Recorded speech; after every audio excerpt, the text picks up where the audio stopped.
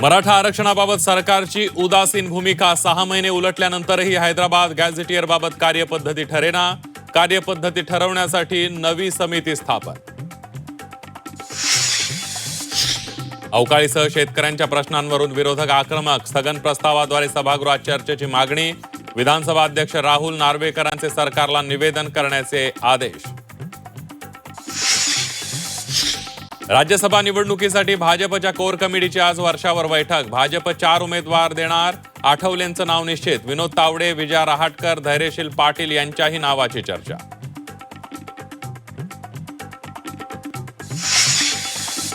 शिवसेनेकडून राज्यसभेसाठी राहुल शेवाळेंचं नाव निश्चित झाल्याची सूत्रांची माहिती.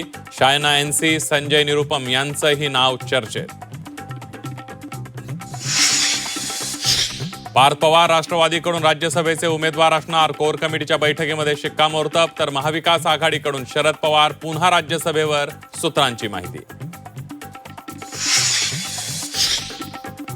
अन्न नागरी पुरवठा विभाग कुंभकर्णाचा बाब. धान उत्पादक शेतकऱ्यांच्या बोनसवरून विधानसभेत मुनगंटीवार आक्रमक. आमदारांचा पगार लगेच कसा वाढवता, मंत्री योगेश कदमांना सवाल. मालेगाव अतिरेक्यांचं केंद्र झालंय. भाजप नेते किरीट सोमय्यांचा खळबळजनक आरोप. मालेगाव बांगलादेशींचं आश्रयस्थान झाल्याचाही दावा. समृद्धी महामार्गावर सर्रास फळांची विक्री. जालन्यातील कडौंची गावाजवळील प्रकार.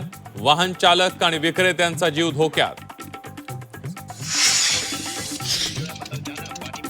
अंदमानच्या समुद्रामध्ये पवन हंस कंपनीचं हेलिकॉप्टर कोसळलं. हेलिकॉप्टरमधील 7 जणांना वाचवण्यात यश. आता समुद्री मार्गाने कोकणात जाता येणार. मुंबई ते कोकण जेट्टीने प्रवास होणार. 1 मार्च पासून जेट्टीची सेवा सुरू.